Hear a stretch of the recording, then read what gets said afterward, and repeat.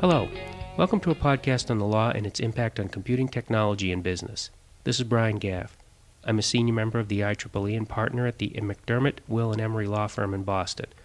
The IEEE is presenting this podcast in conjunction with my column that appears each month in Computer Magazine, a publication of the IEEE's Computer Society. That column discusses legal issues relevant to people in the computer hardware, software, networking, and service businesses. In the last podcast, I discussed some aspects of non-U.S. patents. This podcast will discuss some of the best practices for working with your legal department, which is the topic of the September 2013 column in Computer Magazine. Joining me today is my co-author of the September 2013 column, Alyssa Harvey Dawson. Alyssa is the Vice President and Associate General Counsel of Global Intellectual Property at Harman International Industries. Welcome, Alyssa. Thanks, Brian.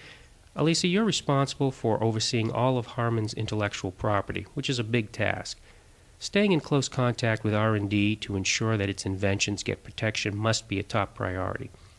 Do you have a formal invention disclosure program? We do, Brian.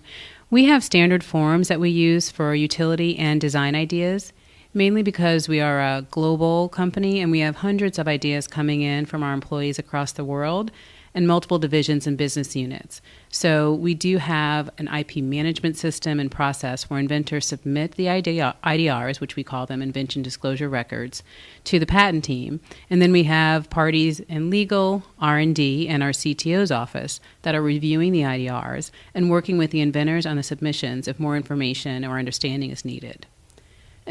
But what I will say is while we do have forms and processes, the key for us is to continue to encourage our culture of innovation and the flow of ideas, and we don't want forms to get in the way of that, so we do have a flexibility in our approach as much as we need to. But like I said, as a global company, because of our size, we do want to try to encourage people to use the forms because we obviously ask certain questions that are going to be necessary to analyze the invention. And we're also, of course, focused on the quality of our innovation. So we put in place training sessions and have outreach from my team and the patent committee to inventors to help them understand our business objectives, our growth themes, and what types of ideas we're looking for and are patentable to raise the level of understanding of the process and enhance the quality. Now, I know that some companies employ patent engineers. These typically are engineers who work as liaisons between R&D and legal departments and help prepare invention disclosures. They're not lawyers, but they usually have a strong interest in patents and the patenting process. Some, in fact, might even be going to law school while they're working as patent engineers. Do you think having patent engineers is a good policy? Oh, absolutely. We do use patent engineers, and they're an important part of our process. They help with the IDR review process that I mentioned earlier.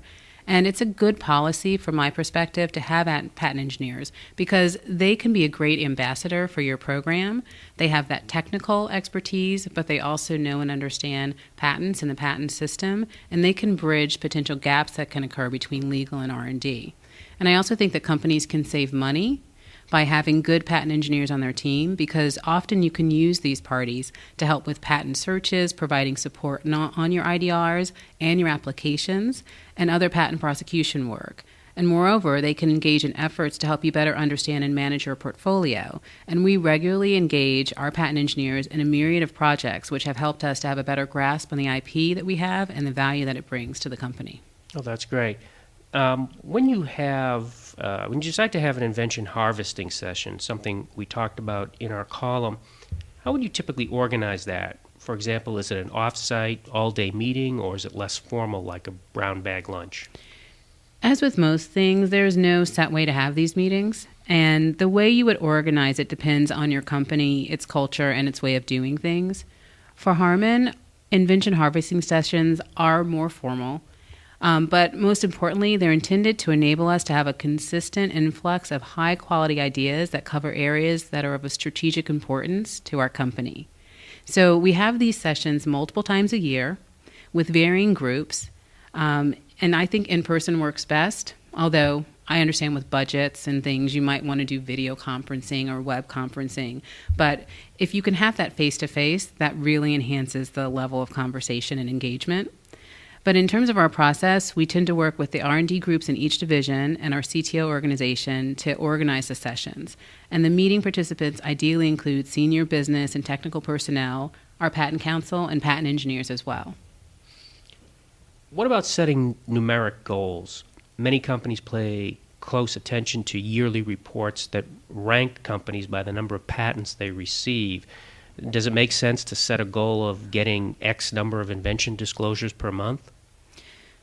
From my perspective, the most important thing about managing and building your portfolio is having it be aligned to your company's strategic objectives. Numbers don't tell the full story. They're just, I understand, something that you can use as a metric to help guide people. And that's basically what it is that we use it for. We do have goals related to how many inventions are generated on a monthly and an annual basis, and we obviously are tracking and looking at how many patent applications we have and how many issuances we get. But to me, the most important part of managing and having a strategic portfolio is really understanding what you are, understanding your business objectives, understanding your goals, and feeding that information throughout your culture to your engineering so that the quality of the inventions and ideas that you're getting are perfectly aligned with that. That makes sense. And let's not forget about the reward programs. Some companies reward inventors when they're issued a patent. I've seen reward programs that at one end give the inventor a plaque commemorating the patent with maybe a cash bonus, to the other extreme where the inventor gets a percentage of any royalties that the company obtains from licensing the patent. What do you think about reward programs?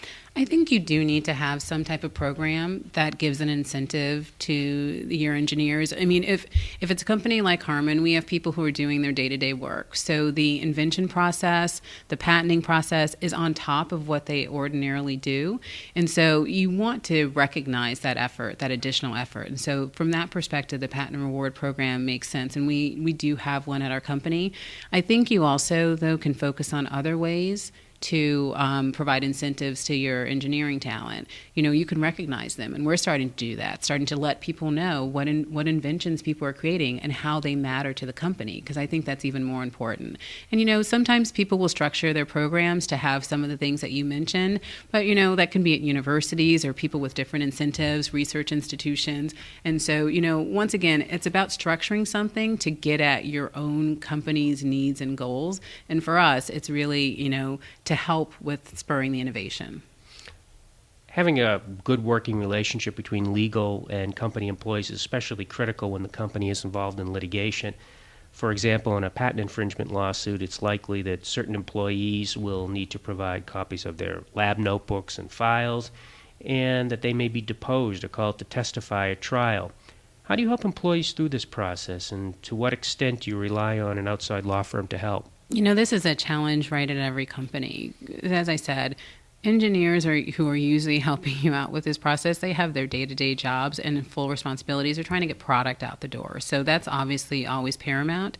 What we do try to do to encourage people to keep good notes and records is training, outreach, informing them of the importance of the process. Sadly, sometimes people who have the opportunity to have been involved in a litigation learn that it's good to keep those notes once they know what happens when you don't. And so you can use those things as examples to help your culture understand the importance of it and to keep moving it forward. And we try to have active communications and outreach with our engineering community. Thanks, Alyssa, for your views on this. The relationship between a company's legal department and the company's employees shouldn't be one characterized by, as the late actor Strother Martin said, a failure to communicate. The stakes are too high. Keeping your legal department informed and involved will minimize risks and increase productivity. We hope that you found this podcast helpful in understanding some issues about working with your legal department. Stay tuned for the next installment in Computer Magazine. Until next time, this is Brian Gaff. And Alyssa Harvey Dawson. Feel free to contact us via email at bgaff@mwe.com or at alyssa.harveydawson@harman.com. Thank you.